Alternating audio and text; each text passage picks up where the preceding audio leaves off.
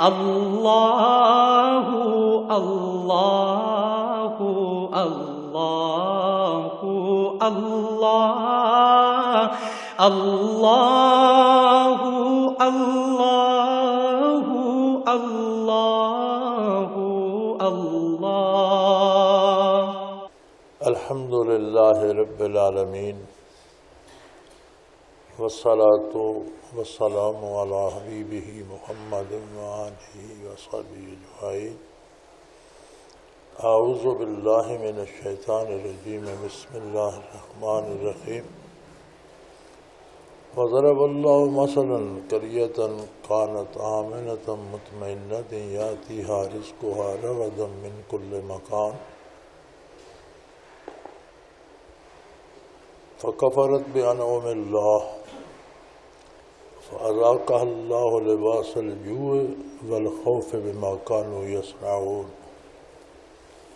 اللہم سبحانک لا علم لنا الا ما علمتنا انک انت العلیم الحکیم۔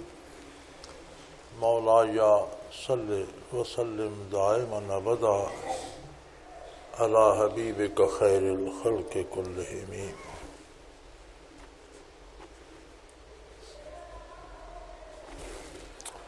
اللہم رب اشرح لی صدری ویسر لی امری واحلل عقدۃ من لسانی یفقہوا قولی۔ رب زدنی علما۔ سورہ نحل میں ارشاد باری ہے، وضرب اللہ مثلا،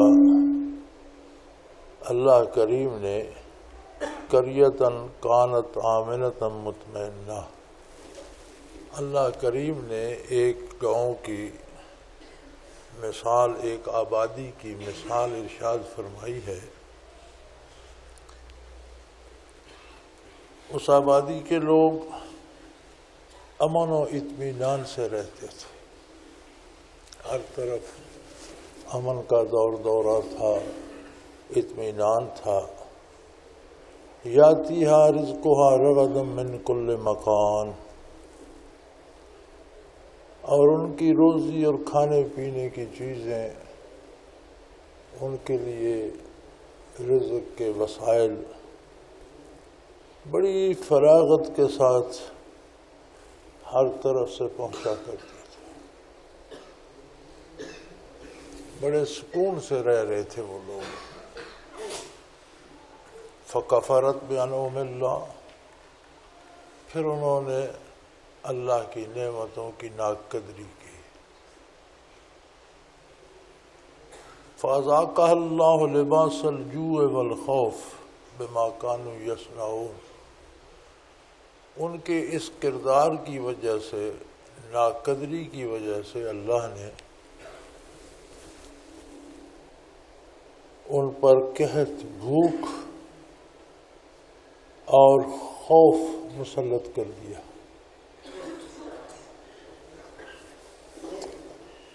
اللہ کریم نے دنیا کا ایک نظام ترتیب دیا ہے،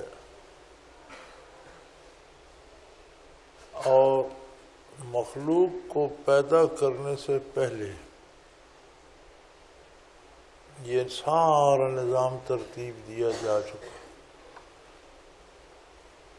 نبی کریم صلی اللہ علیہ وسلم کے ارشادات کا مفہوم ہے کہ سب کچھ لکھ دیا گیا، سیاہی خشک ہو چکی۔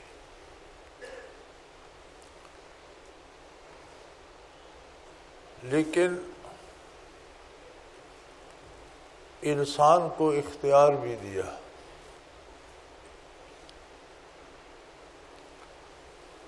اسے تقدیر معلق کہتے ہیں کہ تقدیر کے کچھ فیصلے معلق ہوتے ہیں جو انسان کے کردار سے وابستہ ہوتے ہیں۔ انسان کے پاس صرف اتنا اختیار ہے کہ اسے انتخاب کرنا ہے دو راستوں میں سے ایک راستہ۔ وہ اللہ کی اطاعت کے راستے سے زندگی بسر کرنا چاہتا ہے، یا اللہ کی اطاعت کی پرواہ نہیں کرتا، اپنی خواہشات کے مطابق جینا چاہتا۔ یہ فیصلہ انسان کے اختیار ہے۔ آگے یہ تقدیر ہے کہ وہ اطاعت کا راستہ اختیار کرے گا تو اسے یہ ملے گا، نافرمانی کا راستہ اختیار کرے گا تو اس کا نتیجہ یہ ہوگا۔ وہ انسان کے بس میں نہیں، وہ اللہ کا اپنا نظام ہے۔ جو طریقہ، جو راستہ اپناتا ہے اس کے مطابق اللہ کریم نتائج مرتب فرما دے۔ تو فرمایا ایک بستی تھی، ایک آبادی تھی، بڑے خوشحال تھے اور بڑے پرسکون رہ رہے تھے، یعنی انہیں دو نعمتیں حاصل تھیں، رزق کی فراوانی اور امن۔ زندگی کے لیے یہی دو نعمتیں ضروری ہوتی ہیں، اور ساری زندگی حکومتوں، اداروں، قوموں اور افراد کی کوشش یہی ہوتی ہے کہ رزق کی فراوانی ہو، روزی آسانی سے ملے اور امن قائم رہے۔ یہ دو ایسی بنیادی باتیں ہیں کہ باقی ساری کد و کاوش اور محنت جو ہوتی ہے وہ ان کو حاصل کرنے کے لیے ہوتی ہے۔ ان کے حصول کا واحد ذریعہ، واحد طریقہ، ایک ہی طریقہ ہے کہ اپنی زندگی کو اطاعت الہی میں ڈھال لے۔ نافرمانی پر یہ نعمتیں نہیں ملتی۔ میں نے حیث القوم یا ذاتی طور پر، اور بڑی عجیب بات ہے، اللہ کے نظام بڑے ٹھوس، بڑے مضبوط ہیں، قطعی ہیں، اللہ کے فیصلے ان میں کوئی فرق نہیں پڑتا۔ اگر پوری قوم بھی گمراہی اختیار کر لے، ناشکری کا راستہ اپنا لے، اور کوئی ایک بندہ ان میں ایسا ہو جو اللہ کا شکر کرتا ہو، یہ بھی ایک بڑا سوال ہے کہ اللہ کا شکر کیا ہے۔ بہت بڑی بحثیں ہوئیں اس پر، اور علماء حق نے بڑی دلیلیں دے کر رائے دی کہ ایسا کرنا اللہ کا شکر ہے۔ لیکن یہ بات سادہ سی ہے، اللہ کے شکر کا بھی واحد راستہ ہے، اور وہ ہے کہ خلوص کے ساتھ اس کی اطاعت کی جائے۔ اللہ کریم کا شکر یہ ہے کہ زبانی بندہ شکر شکر الحمدللہ الحمدللہ کہتے رہے، وہ نہیں، عملی زندگی میں اللہ و اللہ کے رسول کے احکام کی اطاعت کرے تو یہ اللہ کا شکر ادا کرے۔ نافرمانی کو یہاں ناقدری فرمایا، ناشکری فرمایا، کہ وہ آبادی بڑی خوشحال تھی، اور خوشحالی کے ساتھ اسے امن بھی نصیب تھا، بہت پرامن تھی، کوئی چوری، کوئی ڈاکہ، کوئی قتل و غارت، کوئی اس طرح کا کچھ نہیں تھا، بہت پرامن زندگی تھی۔ یاتیہا رزقہا رغدا من کل مکان، ان کو رزق ہر طرف سے ان پر برستا تھا، یعنی جو کام بھی وہ کرتے اس میں نقصان نہیں ہوتا، منافع ہوتا۔ کھیتی باڑی کرتے تو بڑی کھیتیاں ہوتی، تجارت کرتے تو بہت منافع ہوتا، مزدوری کرتے تو بہت کچھ ملتا، ملازمت کرتے تو اچھی تنخواہیں ملتی، خوشحال تھے بڑے، اور مثالی امن بھی تھا۔ پھر انہوں نے اللہ کی نعمتوں کی ناقدری کی، یعنی پھر وہ نافرمانی پہ اتر آئے۔ ناقدری کیا ہے؟ احکام الہی کی نافرمانی۔ جب ناقدری پہ اتر آئے تو اس کا نتیجہ یہ ہوا کہ وہ رزق کی فراوانی بھی جاتی رہی اور ان پر بھوک مسلط ہو، اور امن بھی جاتا رہا، اور بدامنی کی وجہ سے ہر طرف خوف کے سائے پھیل گئے۔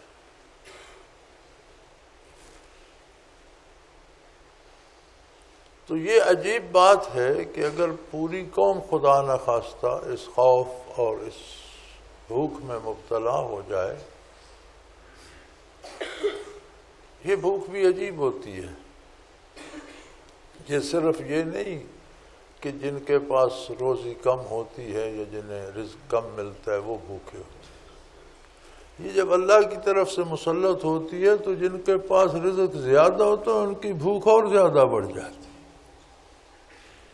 بے شمار دولت پہلے ہوتی ہے، پھر لوٹتے رہتے ہیں، پھر چوری کرتے رہتے ہیں، پھر دوسروں کا حق مارتے رہتے ہیں۔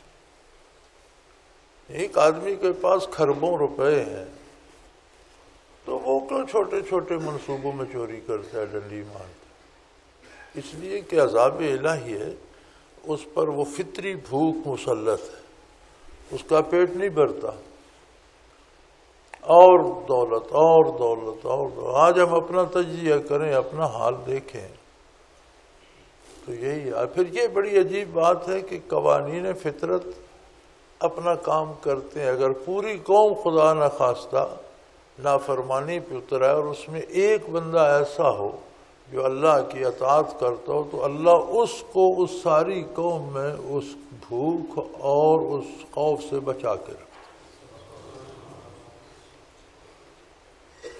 من حاصل قوم توبہ کر لے تو سب کو بچا لے۔ لیکن یہ بڑی عجیب بات ہے کہ قدرت کے قانون جو ہیں وہ اپنا کام یقینی طور پر کرتے ہیں کہ اگر ساری قوم خدا نخواستہ اس گمراہی میں مبتلا ہوگی، کوئی ایک بندہ ہے جو اللہ کی اطاعت کرتا ہے، دل سے چاہتا ہے کہ زندگی ایسے گزاروں جیسے رسول اللہ صلی اللہ علیہ وسلم نے تعلیم فرمائی ہے، تو اس ایک کو اللہ اس بھوک سے بھی اور اس خوف سے بھی بچائے رکھتا ہے۔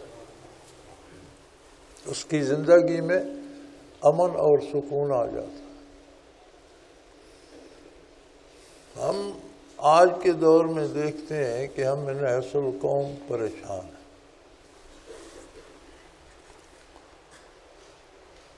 حکومتیں رٹ لگا رہی ہیں امن کی، امن قائم کریں گے، امن قائم کریں گے۔ کیسے کرو گے بھائی؟ وہ مذاکرات ہوں گے اور اس کے نتیجے میں امن قائم ہو جائے گا۔ نہیں میاں، کوئی نہیں ہوگا۔ امن قائم ہوگا جب آپ اللہ کے رسول کی اطاعت اختیار کریں۔ بڑی سادہ سی بات ہے۔ میری سمجھ میں یہ بات نہیں آتی کہ ہم اس طرف کیوں متوجہ نہیں۔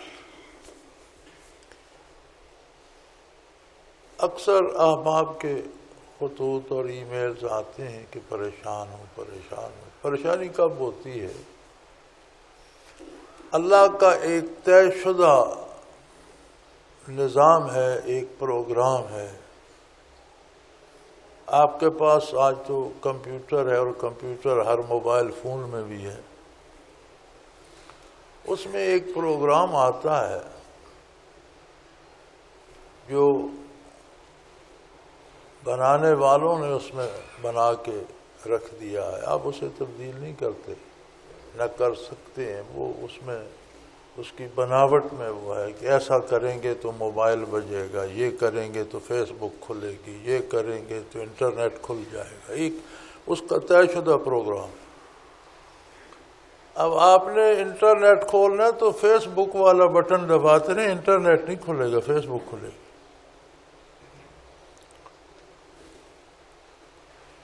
جب ہمارا کوئی کام اطاعت الہی کے مطابق ہوتا ہے تو اس کا مطلب ہے کہ ہم انٹرنیٹ کھولنا چاہتے تھے تو ہماری انگلی اسی بٹن پر آئی جس سے انٹرنیٹ کھلتا ہے، وہ کام ہو جاتا ہے۔ ہم سمجھتے ہیں میرا بڑا کمال ہے۔ ہمارا کمال اتنا ہی ہے کہ ہم نے یہ فیصلہ کر لیا کہ میں نے اللہ کی اطاعت کرنی۔ آگے سارا کمپیوٹرائز سسٹم ہے، وہ پروگرام کھل گیا۔ لیکن جب ہم اللہ کی نافرمانی کرتے ہیں، ہم کھولنا انٹرنیٹ چاہتے ہیں، بٹن کوئی اور دباتے رہتے ہیں، کام اور طرح سے کرتے ہیں، مقصد اور چیز کا حصول ہوتا ہے تو ناکامی ہوتی ہے، پھر ہم پریشان ہو جاتے ہیں۔ تو اس ساری پریشانی کا واحد علاج یہ ہے کہ اپنی سوچ و فکر سے لے کر اپنے کردار تک کو اتباع محمد الرسول اللہ صلی اللہ علیہ وسلم کے سانچے میں ڈھال لیں، ساری پریشانیوں کا علاج ہو جائے۔ کہا یہ جاتا ہے، اور یہ بہت عام ہے یہ بات، کہ جی اللہ کے نیک بندوں پر زیادہ مصیبتیں آتی ہیں۔ یہ عجیب فلسفہ ہے، اس کا مطلب ہے مصیبت سے بچنے کے لیے نیکی چھوڑ دینی چاہیے۔ یعنی اس فلسفے سے مراد تو یہ ہے کہ اگر مصیبتوں سے بچنا ہے تو پھر بندہ نیکی نہ کرے، ایسی بات نہیں ہے۔ تنگی فراخی، صحت بیماری، زندگی موت، یہ سب کے حصے میں بٹی ہوئی ہے، مختلف انداز سے ہر بندے پہ آتی ہے۔ اللہ کے جو نیک بندے ہوتے ہیں ان پر جو مصیبت آتی وہ بظاہر مصیبت ہوتی ہے، لیکن اس کے نتیجے میں انہیں سکون نصیب ہوتا ہے۔ مصیبتیں تین طرح کی ہوتی ہیں: عقوبات، تلافی معافات، ترقی درجات۔ کافر پر، اللہ کے نافرمان پر جو مصیبت آتی ہے وہ از قسم عقوبات ہوتی ہے، وہ ظاہراً بھی مصیبت ہوتی ہے اور باطناً بھی، قلبی طور پر بھی اس پر مصیبت ہوتی ہے، اسے پریشان کرتی ہے۔ وہ ظاہراً بھی تکلیف میں ہوتا ہے، باطناً بھی دکھ میں ہوتا ہے۔ یہ سزا ہوتی ہے، از قسم عقوبات ہوتی ہے۔ عقوبات سزاؤں کو کہتے ہیں۔ دوسری طرح کی مصیبت جو بندہ مومن پہ آتی ہے، عام مسلمان پہ، میرے آپ جیسے لوگوں پہ آتی ہے، اسے تلافی معافات کہتے ہیں۔ ایمان ہو تو جو پریشانی، جو مصیبت آتی ہے وہ بہت سے گناہوں کو دھو لیتی۔ ایک حدیث پاک کا مفہوم ہے کہ بندہ مومن کے پاؤں میں کانٹا بھی چبھ جائے تو اس کی کئی خطائیں معاف ہو جاتی۔ تو نور ایمان نصیب ہو تو جو مصیبتیں آتی ہیں یہ تلافی معافات ہوتی ہیں، گناہ خطائیں معاف کرنے کا سبب بن جاتی ہیں۔ یعنی جو روح پر، قلب پر جو میل ہوتا ہے اسے اتارنے کا سبب بن جاتی ہے۔ اللہ کے مقرب بندوں پر جو مصیبتیں آتی ہیں وہ ترقی درجات کا سبب ہوتی ہیں، ان سے ان کے منازل قرب الہی کے بڑھتے ہیں۔ اور یہ جو آخر و ذکر دو ہیں، تلافی معافات اور ترقی درجات، یہ بظاہر مصیبتیں ہوتی ہیں لیکن ان کے اندر باطن میں اللہ کا کرم چھپا ہوتا ہے، اور وہ بندہ خود کو مصیبت میں نہیں پاتا بلکہ لذتیں پاتا ہے، سکون پاتا ہے۔ حدیث شریف میں ارشاد ہے نا کہ مومن شہید سے عرصہ محشر میں شہید سے پوچھا جائے گا کہ بتاؤ تمہاری کوئی خواہش، تم میری راہ میں شہید ہوئے، اللہ کریم پوچھیں گے تو تم کیا چاہتے ہو؟ تو عرض کرے گا بار الہ مجھے پھر دنیا میں بھیج، پھر وہاں حق و باطل کا مار کہو اور میں تیری راہ میں جان لٹاؤں اور پھر سے شہادت کا مزہ چکھوں۔ یعنی بظاہر تو ہم سمجھتے ہیں وہ قتل ہو رہا ہے، لیکن اس قتل ہونے میں اسے اتنی لذت آ رہی ہے کہ وہ حشر میں پھر مطالبہ کر رہا ہے کہ اگر وہیں سے پھر وہی کچھ میرے ساتھ ہو تو کتنی مزے کی بات ہو۔ اس کا مطلب ہے کہ بعض مقامات قرب ایسے ہیں جن کے لیے ان مقامات سے گزرنا پڑتا ہے، جیسے شہید ہونے کے لیے قتل ہونا پڑتا ہے۔ شہید ایک مقام ہے قرب الہی کا، بہت اعلیٰ مقام ہے، لیکن اس کے لیے جان دینی پڑتی ہے، گلا کٹوانا پڑتا ہے، سینہ چھلنی کروانا پڑتا ہے۔ تو یہ ترقی درجات ہوتی ہیں۔ اہل اللہ پر جو مصیبتیں آتی ہیں وہ بظاہر مصیبتیں ہوتی ہیں، در حقیقت انہیں اس میں لذت آ رہی ہوتی ہے اور ان کے درجات بلند ہو رہے ہوتے ہیں۔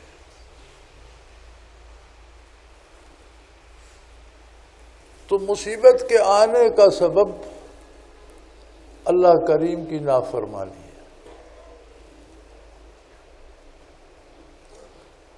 جب ہم شکر چھوڑ دیتے ہیں، ناقدری کرتے ہیں، اور میں نے عرض کیا کہ شکر اطاعت کا نام ہے، جتنے خلوص سے اطاعت الہی کی جائے گی اتنا ہی اس کا شکر شمار ہوگا۔ انسانی فطرت بھی عجیب ہے۔ میرے پاس خطوط آتے ہیں، ای میلز آتی ہیں، او جی بڑا پریشان ہوں، مجھ پر بڑی مصیبت آ گئی، کوئی بیماری کسی کو آ گئی، کسی کی ملازمت میں کوئی کھپ پڑ گئی، کوئی تبادلہ ہو۔ اب اس بات بھی پریشان ہے کہ جی میرا پنڈی سے کراچی تبادلہ ہو گیا۔ بھائی ملازموں کے تبادلے نہیں ہوں گے تو جو لوگ ملازمت نہیں کرتے ان کے ہوں گے؟ یہ پریشانی کی کیا بات ہے؟ جو بندہ ملازمت کرتا ہے تبادلہ بھی اسی کا ہوگا، جو جس محکمے جس شعبے میں اسی جگہ جائے گا۔ اب کوئی ایک وافڈا میں ہے تو اس کو کسی فوجی چھاؤنی میں تو نہیں بھیجیں گے، وافڈا ہی کی کسی شعبے میں بھیجیں گے۔ پولیس کا ہے تو تبدیل ہو کر پولیس میں ہی جائے گا، فوج کا ہے تو فوجی چھاؤنی میں جائے گا۔ تو یہ تو ایک فطری عمل ہے، بھائی آپ ملازمت کرتے ہیں تو تبادلے ہوں گے، لیکن اس پہ بھی پریشان ہے۔ اور ہوتا یہ ہے، جو میں عرض کرنا چاہتا ہوں کہ میل یہ ہوتی ہے یا خط یہ ہوتا ہے کہ یہ مجھ پر بڑی مصیبت آ گئی، مجھ سے میری نمازیں بھی کم ہو گئی ہیں اور چھوٹ گئی ہیں، میرا ذکر بھی چھوٹ گیا ہے۔ بھائی کمال ہے، یعنی بیماری آ گئی ہے، میں نے دوا چھوڑ دی ہے۔ تو بیماری تو اپنے وقت پر، صحت بیماری تو آتی ہے، تکلیف تو آ گئی، آپ نے دوا کیوں چھوڑ دی بھائی؟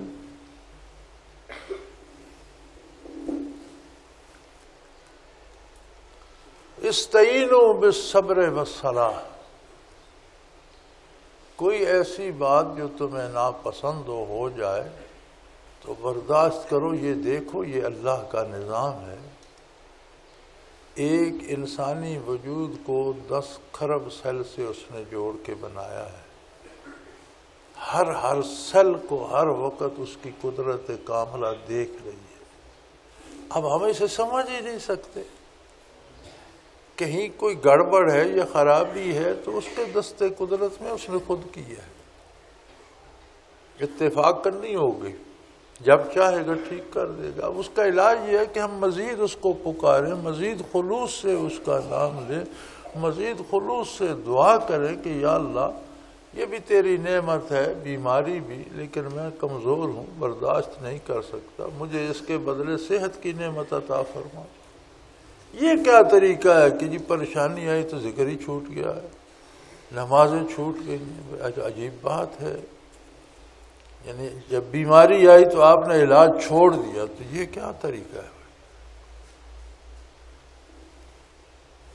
دکھ اور پریشانی صرف یہ ہوتی ہے کہ ہم ایک فیصلہ کر لیتے ہیں کہ مجھے یہ کرنا ہے، قدرت کا فیصلہ جو ہے وہ اس سے مطابقت نہیں رکھتا، وہ فیصلہ ہوتا ہے کہ ایسا نہیں ہوگا، ایسا ہوتا ویسا ہے جیسا قدرت کا فیصلہ ہے۔ تو ہم پریشان ہو جاتے ہیں کہ میں تو یہ چاہتا تھا، یہ نہیں ہوا۔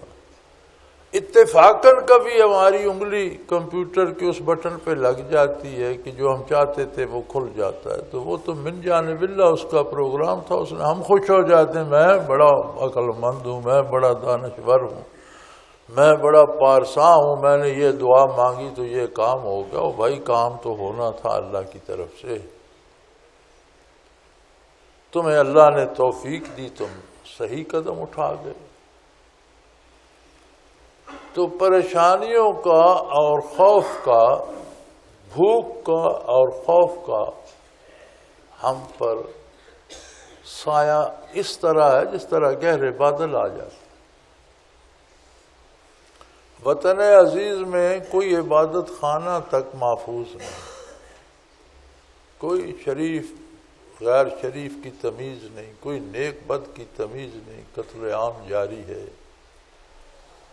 اور بھوک ہر شخص پر مسلط ہے۔ حیرت ہوتی ہے، یعنی آپ چھوٹے عملے سے، سرکاری چھوٹے عملے سے، میٹر ریڈر سے یا چوکیدار سے لے کر آپ ملک کے صدر تک چلے جائیں، ہر کوئی بھوکا ہے۔ عجیب بات ہے، ہر کوئی دولت سمیٹنے کے چکر میں ہے، اور جن کے پاس خربوں روپے ہیں ان کی جتنے جس کے پاس پیسے ہیں اس کی اتنی بھوک زیادہ ہے، جتنا کوئی بڑا سیٹ ہے اتنی وہ ذخیرہ اندوزی اور چور بازاری کر رہا ہے، اس کی بھوک اتنی بڑی ہوئی ہے۔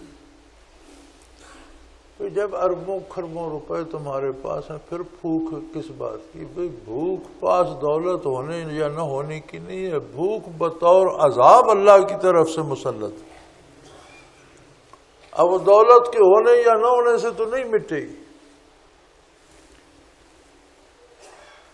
تو ان ساری پریشانیوں کا علاج توبہ اور صرف توبہ ہے،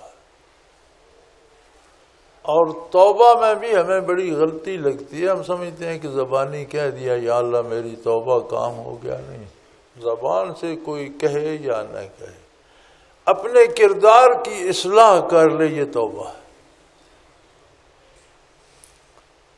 جو کام ہم سے غلط ہوتے ہیں، خلاف شریعت ہوتے ہیں، ان کو چھوڑ دیں اور اپنے آپ کو شریعت کے سانچے میں ڈھال لیں، تو یہ توبہ ہے۔ ہم کہتے ہیں کہ یہ حکمران بدکار ہیں، حکمران برے ہیں، یہ اسلامی طرز حیات کی طرف نہیں جاتے، اور ہماری ایسی بد نصیبی ہے کہ اسی برِ صغیر میں مسلمانوں کے دور اقتدار میں فیصلے شریعت کے مطابق ہوتے تھے، افراد کے بھی، قوم کے بھی۔ تعلیمی ادارے ایک غریب آدمی کے بچے سے لے کر بادشاہ کے بیٹے تک کے لیے برابر تھے۔ تمام تعلیمی ادارے کھانا کپڑا تک بچوں کو دیتے تھے، اور وہیں سے پڑھ کر لوگ ڈاکٹر بھی بنتے تھے، وہیں سے پڑھ کر جرنیل بھی بنتے تھے، وہیں سے پڑھ کر سول افسر بھی بنتے تھے، سارا نظام سلطنت چلتا تھا۔ جب انگریز آیا اس نے مسلمانوں کے نظام تعلیم کی بساط لپیٹ دی اور ایک اپنا نظام متعارف کرایا۔ صرف نظام تعلیم نہیں، اس نے سارا نظام زندگی نئے سرے سے ترتیب دیا۔ اس میں عدالتی نظام بھی تھا، سیاسی نظام بھی تھا، فوجی نظام بھی تھا۔ پھر اللہ کریم نے آزادی بخشی،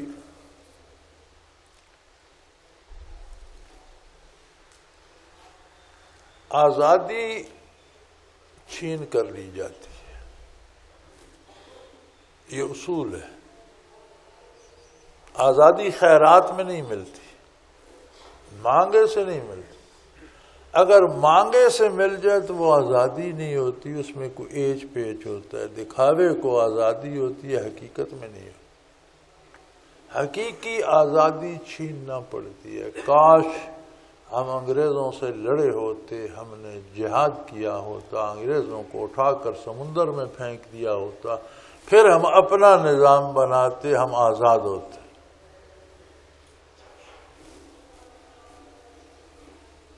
امریکہ پر بھی انگریزوں کا قبضہ تھا،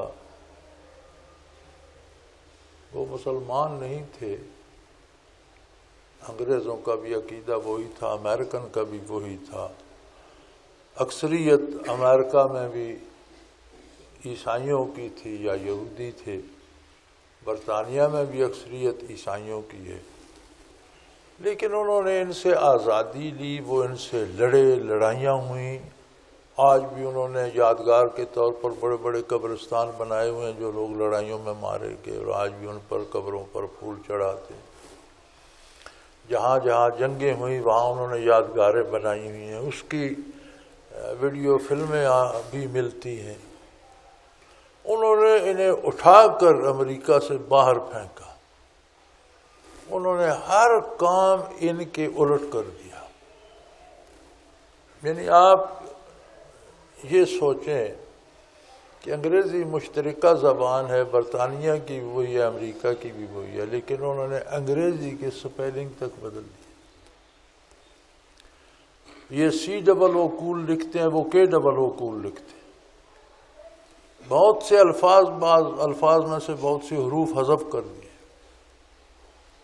امریکہ کی انگریزی برطانیہ سے مختلف ہے، امریکہ کا ٹریفک کا نظام برطانیہ سے مختلف ہے، امریکہ کا عدالتی نظام اس سے مختلف ہے، سیاسی نظام اس سے مختلف ہے، لباس تک مختلف ہے، حتیٰ کہ یہ بجلی کے بٹن ہم بھی نیچے دباتے ہیں نا، بتی جل جاتی ہے۔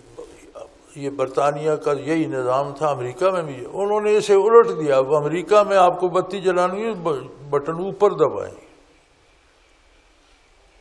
بوٹ کے تس میں سیدھے باندھے جاتے ہیں، امریکیوں نے الٹ دیے، وہ ٹیڑھے کر کے کراس کر کے باندھتے ہیں۔ یعنی اتنی انہوں نے مخالفت کی کہ ہر چیز ان کے، یہ پتلون پہنتے ہیں وہ بھی پہنتے ہیں، یہ تنگ پتلون پہنتے تھے، انہوں نے شلوار کی طرح کھلی کر دی۔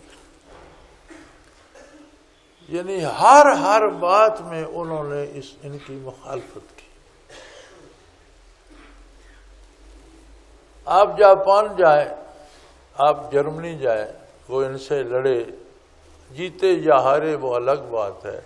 ایک جاپانی خوب انگریزی جانتا ہے، آپ بات کریں وہ انگریزی میں جواب نہیں دے گا، بات کا جواب جاپانی میں دے گا، انگریزی نہیں بولے گا۔ دفتری کام سارا کرتے، بات نہیں کرتے انگریزی۔ جرمنی میں آپ کسی سے بات کریں، آپ کو جرمنی آتی ہے تو ٹھیک ہے، نہیں تو اشاروں میں کام ہوگا، انگریزی میں جواب نہیں دے گا، انگریزی اسے آتی ہوگی، نہیں بولے۔ جو لوگ لڑ کر آزادی لیتے ہیں وہ پھر آزادی کی قیمت سمجھتے ہیں اور اس کی قدر کرتے ہیں۔ یہ تو ہٹلر نے ایک طوفان اٹھایا، اللہ کی مخلوق کے لیے تباہی کا سبب بنا، دوسری عالمگیر جنگ ہوئی، انگریزوں کو اتنی مار پڑی کہ وہ نوآبادیات پر مسلط رہنے قابل ہی نہ رہے، اور یوں نے جن ملکوں پر قبضہ کیا ہوا تھا وہاں سے بوریا بستر سمیٹنا پڑا، لیکن سمجھوتوں سے آزادی دی کہ بھائی تم جسمانی طور پر، ظاہری طور پر تو آزاد ہو جاؤ، لیکن تمہارے دل، تمہارے ذہن ہمارے غلام ہی ہیں۔ آج بھی ہم پورے طرز زندگی میں انگریزوں کی طرح رہنا پسند کرتے ہیں۔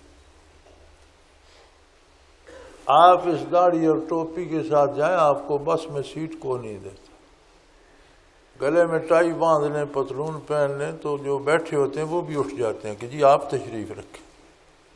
بندہ تو وہی ہے نا، وہ انگریز کی غلامی جو ہے وہ ہمارے ذہنوں سے، دلوں سے نکلی نہیں۔ سیاست سے لے کر عدالت اور نظام تعلیم تک سارا نظام وہی ہے جو انگریز نے وضع کیا۔ ہم اس سے نکل ہی نہیں پا رہے، نکل سکتے ہی نہیں۔ معاشی نظام بھی وہی ہے جی، سودی نظام، جی سودی بینکاری، سارا وہی کافرانہ نظام۔ اور پون صدی ہو گئی یار، ہم انگریز سے زیادہ انگریز بننے کی فکر میں۔ برطانیہ میں، یورپ میں آپ کوئی انگریزی کا لفظ غلط سلط بھی بول لیں، کوئی نہیں، وہ برداشت کر جاتے۔ پاکستان میں کسی درخواست پہ غلطی سے کوئی ایک حرف غلط لکھ دیں، وہ سرخ لکیریں اور اس پر جگہ جگہ اعتراض لگے۔ یہ ہم انگریز سے زیادہ انگریز بننے کی کوشش کریں، طوفان آ جائے گا جی انگریزی میں یہ ہو گیا۔ بھائی انگریزی کون سی پیغمبرانہ زبان ہے؟ مقصد مفہوم بتانا ہے، ایک بات بتانی ہے، اس میں سے پہلے غلط ہو گئے تو کیا، صحیح ہو گئے تو کیا۔ میں نہیں نہ پرواہ کرتا، تو پھر مجھے لوگ کہتے ہیں آپ کا وہ سا پہلے غلط تھا، وہ غلط تھا۔ میں نے کہا کون سا قرآن لکھا تھا کہ غلطی ہو؟ آپ کو بات سمجھ آ گئی، بس ٹھیک۔ اور مجھے سپیلنگ آتے شاتے کو نہیں، خود ہی جوڑ جاڑ کے بنا لیتا ہوں، اس طرح سے یہ لفظ بن جائے گا، بس ٹھیک ہے، کوئی وہی الہی تو نہیں ہے کہ اس کی میں تبدیلی نہیں کروں۔ تو یہ غلامی سے ہم کیوں نکل نہیں پاتے؟ مصیبت یہ ہے کہ ہماری اکثریت خود کو قرآن سے بیگانہ رکھتی، خود کو سنت سے بیگانہ رکھتی، خود کو سیرت نبوی سے بیگانہ رکھتی۔ یہ بڑا عجیب نسخہ ہے۔ اگر بندہ حضور اکرم صلی اللہ علیہ وسلم کی حیات طیبہ اور آپ کی سیرت طیبہ کا مطالعہ کرتا رہے، ایک عجیب محبت پیدا ہو جاتی ہے رسول اللہ صلی اللہ علیہ وسلم سے، جو عشق سے گزر کر جنوں تک چلی جاتی ہے۔ اگلے دن کسی کا خط تھا ساتھی کا، اس میں سوال یہی تھا کہ میں رسول اللہ صلی اللہ علیہ وسلم سے محبت حاصل کرنا چاہتا ہوں، تو اس کو بھی میری یہ بات پہنچ جائے۔ ڈاک تو اس وقت طوفان ہوتا ہے، میں جواب نہیں دے سکا۔ حضور اکرم صلی اللہ علیہ وسلم سے محبت کا ایک بڑا آسان نسخہ ہے کہ آپ کی سیرت طیبہ کا مطالعہ کریں۔ جتنا جتنا پڑھتے جائیں گے محبت من جانب اللہ دل میں اترتی چلی جائے۔ جب محبت حضور سے ہوگی تو اتباع بھی حضور کا کرنے کو جی چاہے گا۔ تو ہماری پریشانیوں کا حل مذاکرات نہیں ہے، ہماری پریشانیوں کا حل یہ ہے کہ ایز اے ریاست، بطور ریاست ہم اپنی ریاست کو اسلام کے سائے میں لے آئیں۔ آئین آئین آئین، دستور دستور دستور، یہ آئین و دستور جو ہے یہ تابع ہے قرآن و سنت کے۔ جس معاشرے میں رہتے ہیں وہاں رہنے کی کچھ آداب، کچھ قیود، کچھ پابندیاں، کچھ آزادیاں، کچھ طریقہ کار ہوتا ہے، اسی کو آئین و دستور کہتے ہیں۔ وہ جو آپس میں مل کر رہنے سہنے کا طریقہ سلیقہ بنایا جاتا ہے وہ قرآن و سنت سے بالا نہیں ہوتا، اسے قرآن و سنت کے تابع ہونا چاہیے۔ اور ہمارے دستور کا جو ہے اس کا حصہ ہے، اس میں لکھا ہوا ہے کہ جو قانون پہلے سے بنے ہوئے ہیں اور وہ خلاف شریعت ہیں ان کو بدل کر شریعت کے سانچے میں ڈھالا جائے گا، اور کوئی نیا قانون خلاف شریعت نہیں بنے گا۔ اب پرویز مشرف پر تو مقدمہ چل رہا ہے کہ اس نے قانون کی پاسداری نہیں کی، لیکن یہ 70 سال سے پون صدی سے پوری حکومتیں جو اس قانون کی پاسداری نہیں کر رہی اور اسے قرآن و سنت کے مطابق نہیں بناتی، کیا ان پر یہ مقدمہ نہیں چلنا چاہیے؟ کیا وہ آئین کو پامال نہیں کر رہے؟ ہم حکومتوں پر الزام تو دھرتے ہیں۔ وہ حکومت کی ایک رکن نے بوتلوں کی بوری اٹھائی ہوئی تھی جی کہ یہ ایم این اے ہاسٹل میں بدکاری ہوتی ہے، شراب نوشی ہوتی ہے، وہ بوریاں اٹھائے پھرتا تھا۔ تو یہ جو بدکار ہیں یا شراب نوش ہیں یا عیاش ہیں، ان کو اسمبلی میں کیسے داخلہ مل جاتا ہے؟ کس طرح یہ وہاں گھس جاتے ہیں؟ میں اور آپ ووٹ دیتے ہیں نا، تو پھر ہم برابر کے حصے دار ہیں۔ اللہ کی نافرمانی میں اور اس کفر کے قوانین کے بننے میں، اور خلاف اسلام جو قانون ہے وہ کفر کا ہی ہوگا۔ اسلام یا کفر دو ہی تو طاقتیں ہیں۔ تو اس کافرانہ نظام کو چلانے میں ہم بھی اپنا حصہ ڈالتے ہیں نا، وہ بھی ہم بھی ایک ایک اینٹ لگاتے ہیں تو وہ ایک قلعہ بنتا ہے، دیوار بنتی ہے۔ تو کبھی ہم نے ووٹ دیتے وقت سوچا کہ یہ بندہ، اس کا کردار کیسا ہے، اس کا عقیدہ کیا ہے، اس کا عمل کیا ہے؟ تو جب ہم بھی ہر ایرے غیرے کو ووٹ دیں گے تو وہ جو پہلے سے بگڑا ہوا ہے اس کو اقتدار بھی مل جائے گا تو اور بگاڑ آ جائے گا۔ تو میرے بھائی، پریشانیوں کا حل ہے اللہ کے رسول کی اطاعت اور اتباع۔ اتباع کے لیے محبت شرط ہے۔ محبت کے لیے آپ قرآن کریم کو سمجھ کر پڑھیں، اللہ سے محبت ہو جاتی۔ سمجھ کر پڑھیں تو عظمت رسالت سمجھ جاتی ہے، رسول اللہ صلی اللہ علیہ وسلم سے بھی محبت ہو جاتی۔ اور آپ کی سیرت طیبہ کا مطالعہ کرتے رہیں تو بندہ عشق میں مبتلا ہو جاتا ہے۔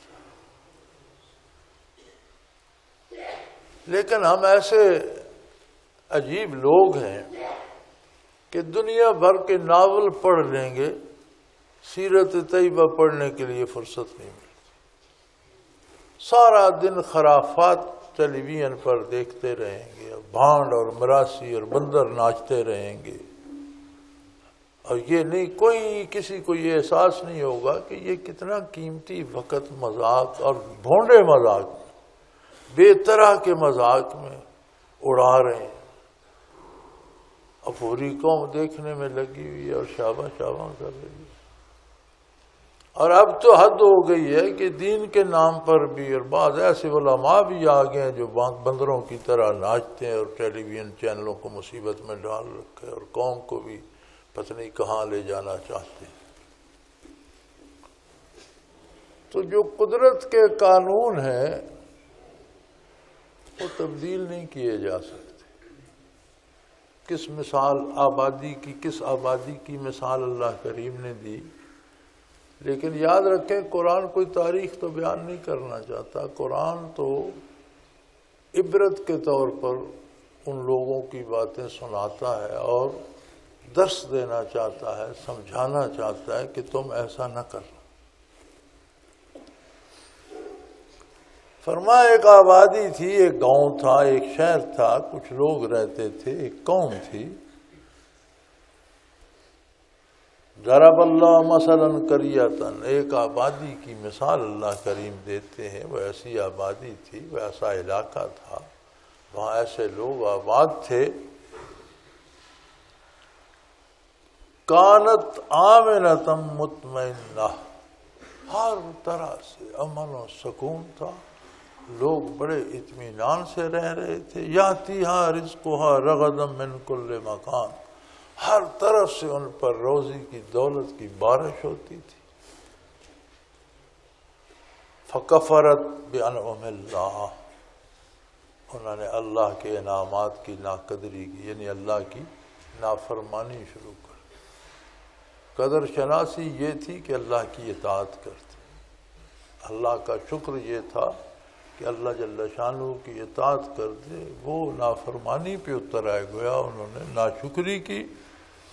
ناشکری کی سزا کیا دی گئی؟ فَأَذَاقَ اللَّهُ لِبَاسَ الْجُوعِ، اللہ نے انہیں بھوک کا لباس پہنا دیا۔ ایک بھوک ہوتی ہے پیٹ میں، پیٹ خالی ہو گیا، بھوک لگ گئی، آپ نے کھانا کھایا، پیٹ بھر گیا، بھوک مٹ گئی۔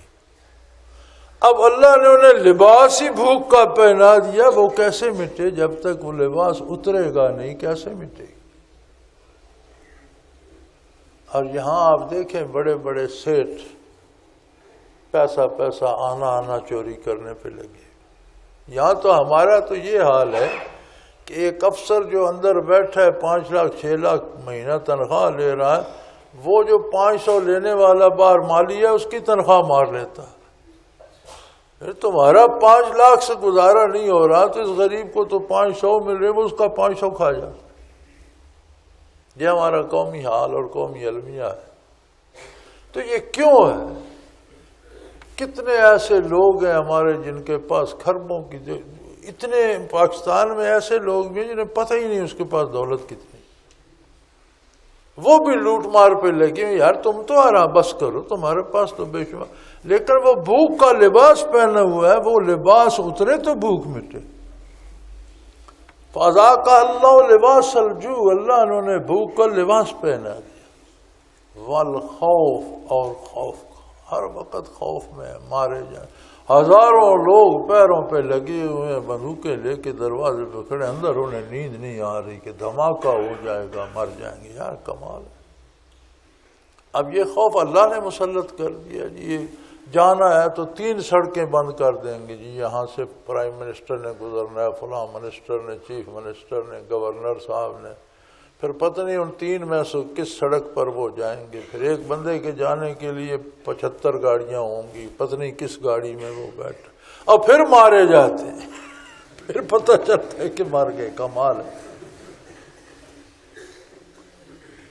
تو ان مصیبتوں سے جان چھڑانے کا طریقہ یہ ہے کہ رجوع الی اللہ کریں، اپنے طریقے زندگی کے جو ہیں ان کو شریعت کے تابع کریں، شریعت کے مطابق کریں، اپنے آئین و دساتیر کو شریعت کے مطابق بنائیں، اپنے نظام مملکت کو شریعت کے مطابق کریں، اپنے اداروں میں شریعت کے مطابق تعلیم دیں، ہر فن کی کیا جو لوگ پہلے تھے ان میں اچھے جرنیل، اچھے ڈاکٹر، اچھے انجینئر نہیں تھے؟ جو یہاں بر صغیر میں دیکھو جو عمارتیں مغل عہد میں بنی وہ آج بن سکتی ہیں، ان میں جو مثالیں لگے ہوئے ہیں اور کس طرح سے انہوں نے، آپ چھوٹی سی بات دیکھ لیں، یہ لاہور میں کتنی یادگاریں ہیں پرانی، ان پر جو لکھا گیا کم از کم 500-600 سال پہلے لکھا گیا، آج تک سیاہی میلی نہیں ہوئی، بارشیں، دھوپ، ہر چیز گزر رہی ہے، جو نقش و نگار بنایا گیا اس کے رنگ میلے نہیں ہوئے، ٹوٹ گیا کسی نے وہ کھیڑ دیا وہ الگ بات، تو وہ رنگ وہ سیاہی کوئی ایسے کو عقل مند لوگ تھے، اس طرح سے انہوں نے کوئی چیزیں ملا کر بنائی کہ وہ میلی نہیں ہوتی، اس کا رنگ ہی نہیں اڑتا۔ دیواروں میں جو مسالہ لگایا گیا چھینی ہوئی ہتھوڑوں سے ایک دیوار نہیں ٹوٹتی، اور صدیاں ہو گئی ہیں اسے بنے۔ جس طرح پتھر کاٹ کر جالیاں بنی ہوئی ہیں، تو کیا وہ لوگ انجینئر نہیں تھے؟ تو میرے بھائی سادہ سا نسخہ قرآن کریم نے بتایا ہے کہ اس کی وجہ نافرمانی ہے، اگر نافرمانی چھوڑ دو گے تو وہی خوشحالی، وہی امن پھر لوٹ آئے گا۔ اب ہماری یہ بد نصیبی ہے کہ ہم اس طرف نہیں آتے، دوسرے حربے استعمال کرتے ہیں، اور دوسرے حربے بھی صحیح نہیں ہیں۔ اب جو طریقہ یہ تحریک طالبان نے اپنایا ہے کہ اسلام نافذ ہوگا اس کے لیے مسلمانوں کا قتل عام کرو، یہ کون سا طریقہ ہے؟ یہ مسلمانوں کو مارتے جاؤ بم دھماکوں سے، مساجد کو تباہ کرتے جاؤ، مدارس کو اجاڑتے جاؤ، لوگوں کو قتل کرتے، اس طرح اسلام نافذ ہو جائے۔ تو کسی طرف خیر کی خبر نہیں ہے، چونکہ سارے لوگ اپنی مرضی کے فیصلے کر رہے ہیں، کسی کا فیصلہ اللہ اور اللہ کے رسول کے فیصلوں کے تابع نہیں ہے۔ اب تو اتنا خوف مسلح رہتا ہے کہ کوئی یہ باتیں بھی نہیں کرتا، یہ بھی نہیں بتانا چاہتا۔ سو پریشانیاں ذاتی ہوں، خاندانی ہوں، قومی اور ملکی ہوں، بنیادی ضرورتیں انسان کی 2 ہیں، ایک روزی اور ایک امن، اور دونوں کا حاصل ہونے کا، حاصل کرنے کا راستہ اللہ کی اطاعت، نبی کریم صلی اللہ علیہ وسلم کا اتباع ہے۔ اور اللہ کریم عجیب نظام ہے اس کے، اللہ کریم اگر ساری قوم بھٹک گئی ہے تو جو ایک بندہ اس پہ کاربند رہے گا، اس ایک کو اس پورے طوفان میں پرامن بھی رکھیں گے، خوشحال بھی رکھیں گے۔ تو بھئی اپنی ذاتی زندگی میں تو کم از کم امن لائیے، خوشحالی لائیے، فکروں سے آزاد ہو جائیے، اور اس کا طریقہ ہے اللہ و اللہ کے رسول کا اتباع۔